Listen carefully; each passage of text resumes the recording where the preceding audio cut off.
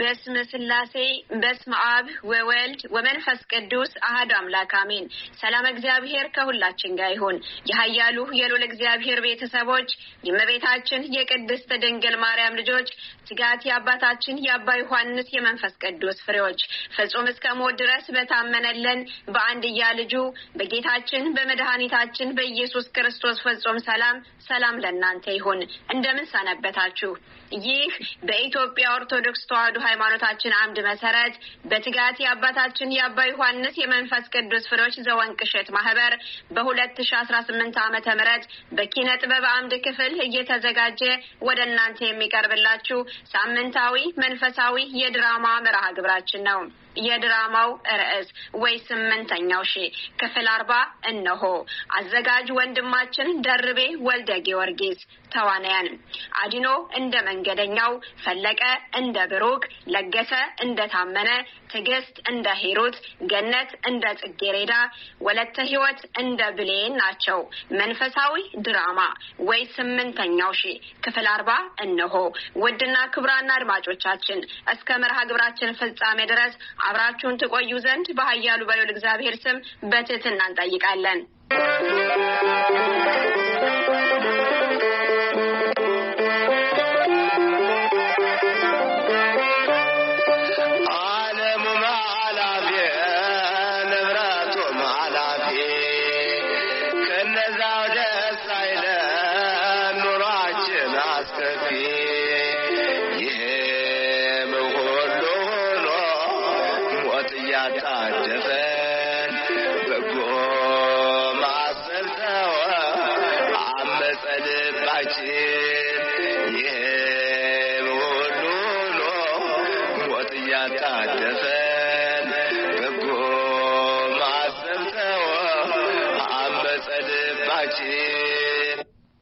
አቤቱ ጌታ ሆይ ስላደረክልን ሁሉ ክብር ምስጋና ላንተ ይሁን።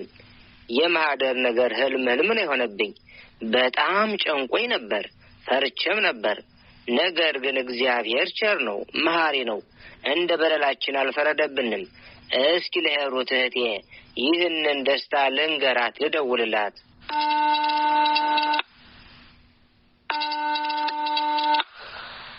ይጠራል።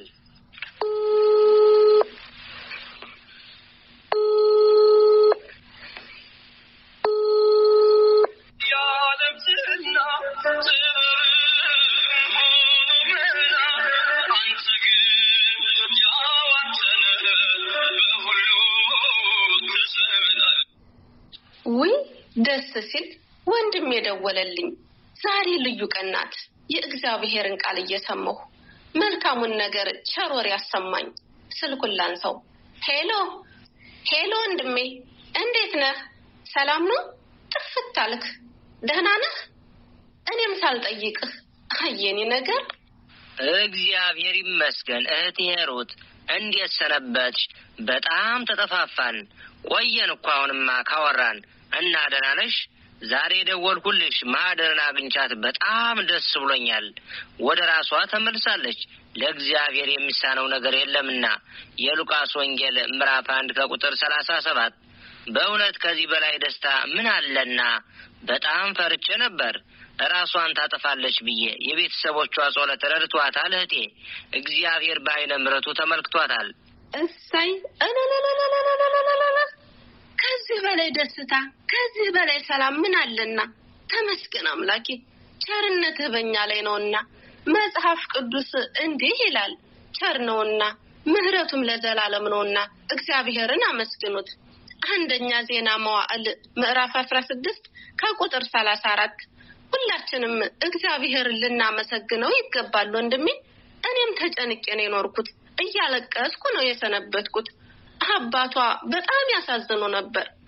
በዛ እድሜያቸው እያለቀሱ ስሰማቸው አልቻልኩም ነበር በእውነት።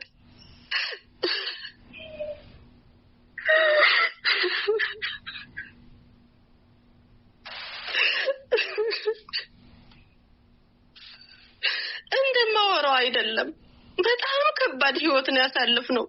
ማህደርዬ ልቦናዋ በርቶ ንስሐ ገብታ ሰላም ህይወት እንድትኖር የዘወትር ምኞቴ ነው። እውነት ነው እህቴ። ቤተሰቦቿን በጣም አሳዝናቸው ነበር። አላውቃችሁም እስከ ማለት ደርሳ ነበር። መቼም ሰው ሆኖ የማይበድል ብረት ሆኖ የማይዝግ የለምና ዋናው ወደ ልቧ መመለሷ ነው። አሁን አታስቢ፣ ንስሐ ገባለሁ ብላለች። የንስሐ አባት አገናኛታለሁ። እግዚአብሔር ቸር ነው፣ መሐሪ ይቅር ባይ ነው እላችኋለሁ። እንዲሁ ንስሐ ከማያስፈልጋቸው ከ99 ጻድቃን ይልቅ ንስሐ በሚገባ በአንድ ኃጢአተኛ በሰማይ ደስታ ይሆናል። የሉቃስ ወንጌል ምዕራፍ 15 ከቁጥር 7። አየሽ እህቴ፣ የእኛ አምላክ ሩህሩህ ነው፣ ያዝንልናል። እኛ ከተመለስን የዘላለም ሕይወት ነው የሚሰጠን። ማህደር እህቴ ጥፋቷን አምናለች። ከአሁን በኋላ አዲስ ሕይወት ትጀምራለች በእግዚአብሔር ፍቃድ። እሺ እህቴ፣ ስራ ልገባ ነው። ደህና ሁኝ፣ እደውልልሻለሁ። ቻው። እግዚአብሔር ያክብርህ ወንድሜ። እንዲህ ነው ሰው ከሆነ አይቀር አንዱ ለአንዱ ሲጨነቅ፣ ሰው ለሰው ሲስማማ ሲዋደድ ደስ ይላል። እኔም ይሄ ምክርህ ይናፍቀኝ ነበር። እንዲህ እግዚአብሔርን ቃል ስሰማ ደስ ይለኛል። እርስ በእርሳችሁ ኃጢአታችሁን ተናዘዙ ተፈወሱ ዘንድ እያንዳንዱ ስለሌለው ይጸልይ። የጻድቅ ሰው ጸሎት በስራው እጅግ ኃይል ታደርጋለች። የያዕቆብ መልእክት ምዕራፍ 5 ከቁጥር 16። ስለዚህ እኛ ምንም እንኳን የበቃ ስራ ባይኖርንም አንዳችን ለአንዳችን ልንጸልይ ይገባል። እኔ ክርስቲያን ነኝ የሚል ሰው ለደከመው ወንድሙ ለደከመችው እህቱ ሊያስብ ሊጨነቅ ይገባል። የማህደር መመለስ በእውነት በደስታ ሊገለኝ ነው። ተመስገን። ማህደር ልብ ገዝታ ንስሐ ልግባለች። ምን ይሳናሃል? አምላከ ቅዱስ ገብርኤል ይሁን ቅሸቱ ፍጻሜዋን ያሳምርላት። ስለ ሁሉም ነገር እግዚአብሔር ይመስገን። ወንድሜ በርታ፣ ጠንክር። በእውነት ብርቱ ነህ። እኔም እደውልልሃለሁ። እሺ ቻው። ውይ የኛ ጌታ ሁሉን ቻይ አምላክ እንዴት ብዬ ላመስግንህ?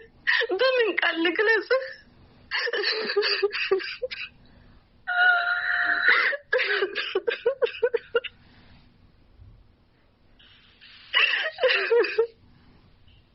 የሁሉ መከራ ታሪክ ሆነ በቃ።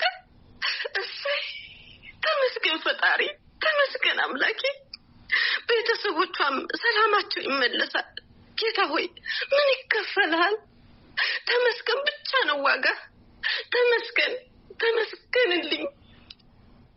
ወይኔ ዛሬ ጽጌረዳን በፌስቡክ አገኘኋት። የኔ እናት ከተገናኘን ድፍን 1 ዓመት ሆነን። ዛሬማ ደውዬ ማውራት አለብኝ። እንዴት እንደናፈቀችኝ። ሰው ባንድ ላይ አድጎ የዚህን ያክል ይራራቃል? ልደውልላት።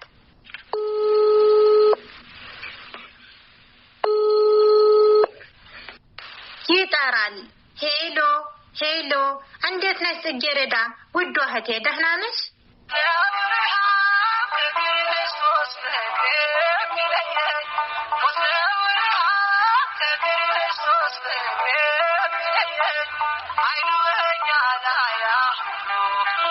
እግዚአብሔር ይመስገን። ሰላም ለሁላችን ይሁን። እንዴት ነሽ? ይቅርታ አላወኩሽም፣ ግን ማን ልበል? ጭራሽ ባንቺ ቤት ተረሳሁ ማለት ነው? ወይኔ ጽጌ፣ ብሌን ነኝ። በአመታችን ተገናኘን። እንዴት ነሽ አብሮ አደጌ? ሰላም ነው? እየበረታች ነው? ቤተሰብ ሁሉ ሰላም ነው? ጽጌዬ በጣም ይቅርታ ጥፍት አልኩ አይደል? የሰው ቤት ስራ አይሞላልኝ ብሎ ነው። ወይ ብሌንዬ እንዴት ነሽ? ሰላም ነው አለሽ እንዴ ባገሩ? እግዚኦ በስንት ጊዜያችን ተገናኘን። እኔማ ሁልጊዜ አስብሻለሁ፣ ግን ከየት ላገኝሽ? በደህናሽ ነው የጠፋሽው? ወይኔ እንኳንም ሰላም ሆንሽልኝ። የዛሬዋ ቀን ደስ ስትል ስላገኘሁሽ ደስ ብሎኛል ብሌንዬ። እኔም በጣም ነው ደስ ያለኝ። ሰው በቁም እያለ የዚህን ያክል ይጠፋፋል? ካሁን በኋላ አልጠፋም። ስላደረገልን ሁሉ እግዚአብሔር ይመስገን። እኔ የምልሽ ጽጌዬ፣ ብሩክ የሚባል ልጅ ታውቂዋለሽ? መልከ መልካም፣ ብዙ ልጆችን የሚረዳ የወደቁትን የሚያነሳ የተባረከ ልጅ ነው። እሱ ብቻ ነው የሚደውልልኝ በስልኬ፣ ሌላ ሰው አይደውልልኝም። ከሰው ሁሉ ርቄያለሁ። ብሩክ ስትሰማው ልበል? የተረገመው ብሩክ ነው ወይስ ሌላ ስም ሞግሸ ነው? ታክሲ አለኝ ሰዎችን እረዳለሁ የሚለው ልጅ ከሆነ በፍጹም ከሱ ራቂ። የኛን ጓደኛ ማህደርን ደምን ባስለቅሶ ገንዘቧን ጊዜዋን በልቷታል። ቤተሰቦቿን አስክዶ እናትና አባቷን አላውቃችሁም እያለች ኖራ አሁን አውጥቶ ጣላት። ገና ቁስሏ አልዳንም። እያጽናናናት ነው። እሱ ከሆነ በእግዚአብሔር ስም አደራ እህቴ እንዳይሸውድሽ። በስመ አብ! እንደዚህ አድርጓል? ታዲያ የሷ ቁስል ሳይደርቅ እንዴት ወደ እኔ መጣ? ምን አይነት ድፍረት ነው? ወይስ እንዳልሽው ስመ ሞክሸ ነው? እሷስ እንዴት እናትና አባቷን ክዳ እሱን መረጠች? ይኸውም ያልታመነ ሰው። ነገር ግን ሁሉ በአገባብና በስርዓት ይሁን ይላል ቅዱስ ጳውሎስ አንደኛ ቆሮንቶስ ምዕራፍ 14 ቁጥር 40። ስለዚህ ውሳኔ ስንወስን ሕግና ደንብ መኖር አለበት። እህታችንን እግዚአብሔር ያጽናት፣ እሱንም ደግሞ ልቦናውን ይመልሰው። እህቴ ጽጌ እደውልልሻለሁ። ደህና ሁኚ። ቻው። አቤት የሰው ልጅ ክፋቱ! የዚህን ያክል ጭካኔ! የዚህስ ደግሞ ድፍረቱ አይናውጣ ነው። በስላሴ ስም ሴት ልጅ ማስለቀስ ትርፉ መከራ መሸከም ነው። ጌታ ሆይ ሁሉን ቻይ ነህና ይቅር በለን። አሜን። ልክ ነሽ ብሌኔ። ነገር ግን ከዚህ አውሬ መራቅ አለብሽ። ፍጹም የሰው አስተሳሰብ የለውም። በውሸትና በማስመሰል እንዳያታልልሽ ተጠንቀቂ። የማህደር ህመም ሳታገግም ደግሞ ወደ ሌላ ሴት ይሄዳል። ሆይ እውነትም ይሄ ልጅ በጤናው አይደለም። ዲያብሎስ ነው ስጋ ለብሶ የመጣብን። ትንሽ እንኳን አያፍርም። በይ ብሌኒ፣ በመጣበት እግሩ መልሽው። ህይወትም ሰላምም የለውም ልጁ። ገንዘብ ነው አምላኩ። እሺ ብሌኒ፣ ደህና ሰንብቺ። ቻው። እውነትም ያለቀ ዘመን፣ የሚያስጨንቅ ዘመን። ወይ ብሩክ፣ በእውነት ልቦና ይስጥህ። ሌላ ምንም ቃል የለኝም። አንተ ማነህ የምትጠራኝ? ተዋት፣ ታስጨንቀኝ፣ ልኑርበት። ተወኝ። ምንድነው ከኔ የምፈልገው? ምንድነው? አንተ ብሩክ ምንድን ሆነህ ነው? እየጮክ ነው እኮ ታውቀዋል። ምን ነክቶ ነው? በቃ ቅዠት ልማድ ሆኖ ቀረ። ስንት ጊዜ መሰለ ከእንቅልፌ የምቀሰቅሰኝ? ይኸው ዛሬም ቀሰቀስከኝ። ኡፍ ምን ነው ቃየሁ እንዲህ? በፈጣሪ ስም በቃ እንዲሁ ሆኜ ቀረሁ። ማህደር ከሄደች ጀምሮ ከተጣላን ወዲህ እንዲህ ነው የሚያደርገኝ፣ የሚያስጨንቀኝ፣ የሚያስፈራኝ ኃይል አለ። ፈጣሪ ግን ምን አድርጌው ነው እንደዚህ የሚያደርገኝ? ታመነ ይቅርታ፣ እንቅልፍህን አቋረጥኩህ አይደል? በዚሁ ከቀጠልክ ግን ከባድ ነው። መፍትሄውን መፈለግ አለብህ። በጣም እኮ ነው የምጮኸው፣ በጣም ነው የምለፈልፈው። ማህደር አዝናብሃለች ማለት ነው። ለነገሩ እንዴት አታዝንብህ? እርቃኗን ስታባረራት እሱ ፈጣሪ ይማርህ። ከባድ ነው። አንተ ደግሞ አትቀባጥር። እኔ ምን አድርጊያታለሁ? በራሷ መጣች፣ በራሷ ሄደች፣ አለቀ። ስሟን አትጥራብኝ። ይልቅስ እኔ የምለው ታሚ፣ ያቺ ብሌን የምትባል ልጅ ግን የሆነች ኮስታራ ትመስላለች። እንደ ማህደር አትመስለኝም። ንግግሯ፣ የምትናገራቸው ነገሮች በጣም ከባድ ናቸው። በቀላል የምትሸወድ አይመስለኝም። መንፈሳዊ ነን እያሉ ከሚወሩት ወገና መሰል። ወይኔ ጓጉቼማ እንዳልቀር። በጣም የምትበላ ልጅ ነበረች። ነገር ግን ትንሽ ከብዳኛለች። እና ምን አይነት መላና ዘዴ ያለህ ታሚ? እስኪ አግዘኝ በእናትህ። ወይ ብሩኬ፣ ከአንተ ልታመልጥ ነው? አታደርገውም። ቀላል እኮ ነው።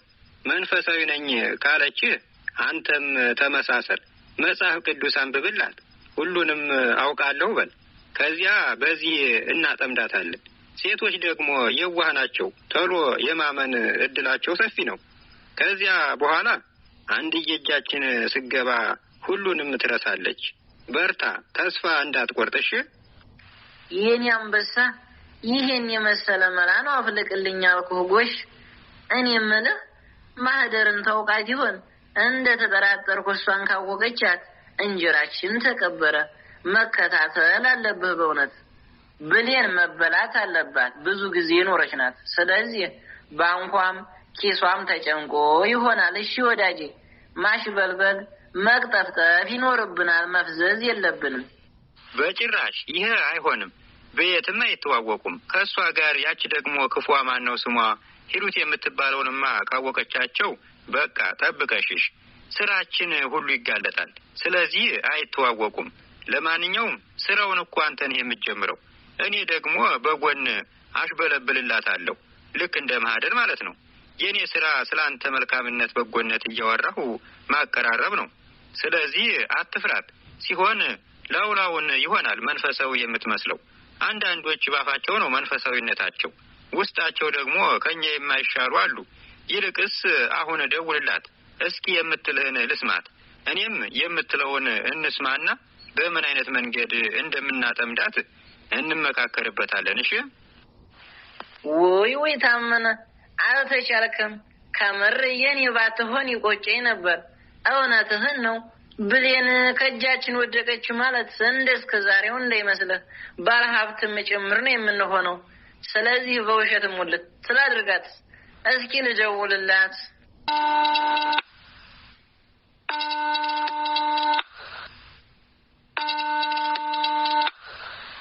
ይጠራል። አቤት የሰው ነገር፣ አቤት የሰው ስራ፣ አቤት የሰው ነገር፣ አቤት የሰው ስራ፣ የሰው ስራ፣ የሰው ስራ፣ የሰው ስራ፣ የሰው ስራ። ምነው ቢተባበር ከወንድሙ ጋራ፣ ምነው ቢተባበር ከወንድሙ ጋራ። ውድና ክቡራን አድማጮቻችን እንደምን ቆያችሁን? እነሆ ስትከታተሉት የቆያችሁት የዕለቱ መንፈሳዊ ድራማ መርሃ ግብራችን ወይ 8ኛው ክፍል 40 ከዚህ ላይ ተጠናቀቀ። ጊዜያችሁን መስዋዕት አድርጋችሁ እስከ መርሃ ግብራችን ፍጻሜ ድረስ አብራችሁን ስለነበራችሁ በኃያሉ በልዑል እግዚአብሔር ስም ከልብ እናመሰግናለን። ሐሳብ አስተያየታችሁ አይለየን እያልን ሳምንት በቀጣይ ክፍል እስከምንገናኝ እስከ ሳምንት ቸርን ሰንብት። ወስብሐት ለእግዚአብሔር ወለወላዲቱ ድንግል ወለመስቀሉ ክቡር አሜን። ይቆየን። ግርማቸው የሚያስፈራው የምድር ነገስታት በዚያ ዓለም ነግሰው የሚያስተዳድሩት እሰረው ልቀቀው ሲሉ የነበሩት የሉም ከክብራቸው ገብተዋል ከመሬት። እሰረው ልቀቀው ሲሉ የነበሩት የሉም ከክብራቸው ገብተዋል ከመሬት። አቤት የሰው ነገር፣ አቤት የሰው ስራ፣ አቤት የሰው ነገር፣ አቤት የሰው ስራ፣ የሰው ስራ፣ የሰው ስራ፣ የሰው ስራ፣ የሰው ስራ።